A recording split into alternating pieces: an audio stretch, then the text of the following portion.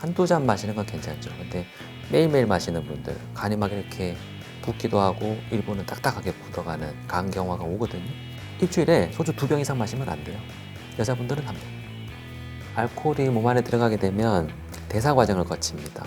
1단계, 2단계 대사를 거쳐가지고 그 중간 산물이 간에도 안 좋고 몸에도 증상이 나타나고,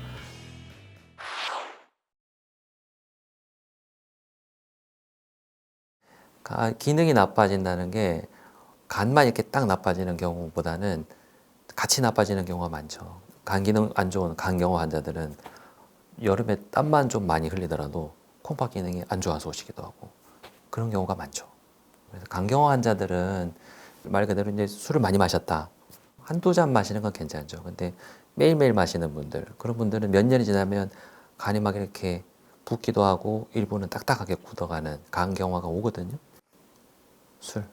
네, 술 워낙 소비량이 많고 또 많이 드시고 요즘엔 또 남성분들보다 여성분들이 소비량이 또 많고 상대적으로 예전에 비해서 이제 술 때문에 간이 안 좋아서 응급실 찾는 여자 환자분들이 제법 많아요. 이제 태생적으로 남자보다 여자가 알코올을 분해할 수 있는 효소가 약해요. 절반 가까이 약하다고 봐야 됩니다. 그러니까 똑같이 마시면 절대 안 돼요. 절반 줄여서 마셔야 됩니다. 아예 안 마실 수 있으면 제일 좋지만 그런데 요즘은 안 그렇거든요. 그래서 많이 들어오시죠. 그리고 20대 때부터 드시기 시작했는데 40대쯤 되면 병원에 왔을 때 간이 좀 거칠어요 이런 얘기 들으실 수도 있어요. 그래서 술의 양을 줄여야 됩니다. 그래서 대표적인 거 바이러스 B형 간염, C형 간염 그리고 술 이게 이제 현재 우리나라 환자들 간을 괴롭히는 원인들이 되고요. 알코올의 함량인데요. 계산할 수 있어요. 소주 한 병에서 만약에 360cc다.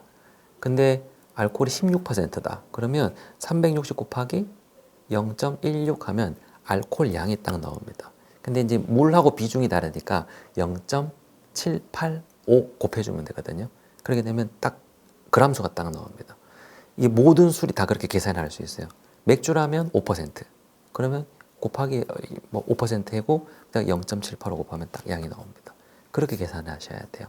그러면 얼마까지 마셔도 되냐? 이제 이렇게 물어보는데 WHO에서는 남성은 알코올이 하루에 30g 미만, 여성은 20g 미만 이제 이렇게 얘기합니다. 근데 우리나라는 그거보다 조금 더 스트릭트해서요. 남자 같은 경우에는 한 번에 7잔 이상 마시면 안 된다. 그걸 일주일에 2번 이상 안 하는 게 좋겠다. 그러니까 소주 한 병 이게 하면 7잔 나오거든요. 그러니까 한 번에 한 병 이상 안 마시면 좋겠다. 그걸 일주일에 2번.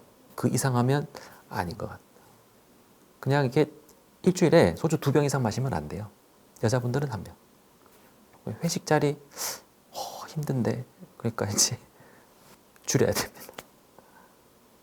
그렇다고 해서 도수가 낮은 요즘 뭐 알코올 소주도 뭐 11%, 12%짜리 나오니까 이건 약하니까 괜찮네. 그렇게 계산하게 되면 다를 수 있습니다. 그래서 네, 소주 많이 마시면 안 돼요. 이제 알코올이 몸 안에 들어가게 되면 대사 과정을 거칩니다. 1단계, 2단계 대사를 거쳐가지고 분해한 다음에 버리면 되는데 그 중간 산물이 간에 안 좋아요. 간에도 안 좋고 몸에도 증상이 나타나고. 근데 그게 대사하는 과정이 효소가 관여하거든요. 단백질이. 속도가 있어요. 감당할 수 있는 속도가 사람마다 달라요. 근데 그 속도 감당할 수 있을 만큼 먹으면 충분히 대사하니까 몸에 부담이 안 되겠죠. 근데 그 이상을 마시게 되면 감당할 수 없어요, 내 몸이. 그러니까 중간 산물이 많아지게 되고 독성을 입게 됩니다. 그래서 감당할 수 있을 만큼 먹으면 좋겠는데 그 이상 가게 되면 힘들다는 겁니다. 그래서 많이 안 마셔야 돼요.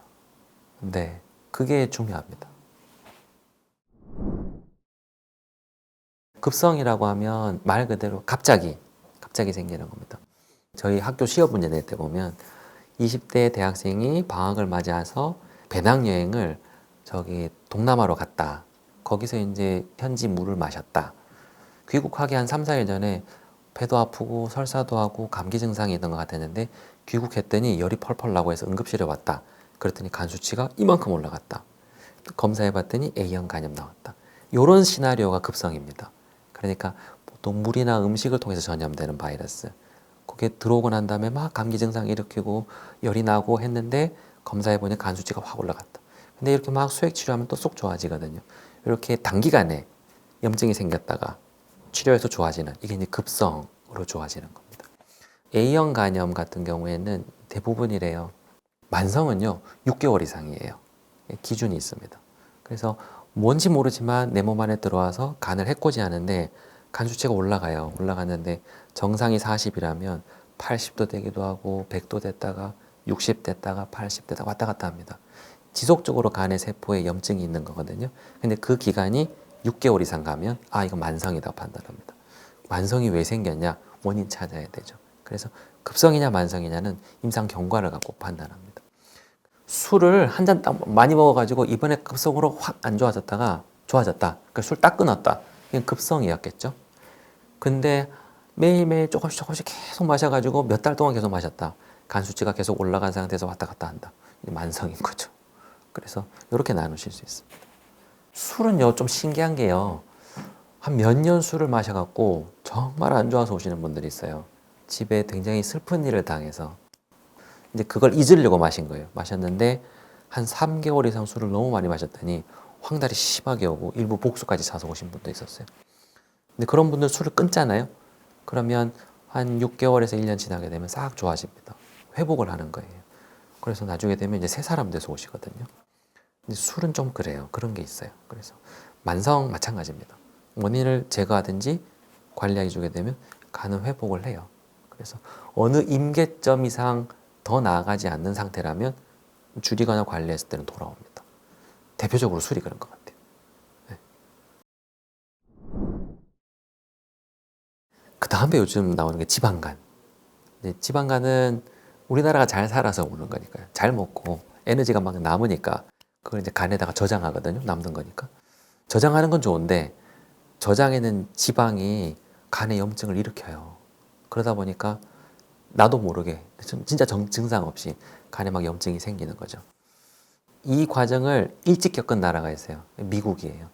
미국이 벌써 우리보다 한 3, 40년 이상 전에 지방간이 심했고 그것 때문에 현재 간이 안 좋아져서 이식하는 환자들 많거든요. 그게 우리나라에 그대로 재현되고 있다고 보는 거죠. 우리도 잘 사니까, 잘 먹으니까, 거기다가 술까지 더해지니까. 네. 한 10년 전에 그때 이제 처음 봤을 때 지방간 환자가 이렇게 많지 않았던 것 같아요.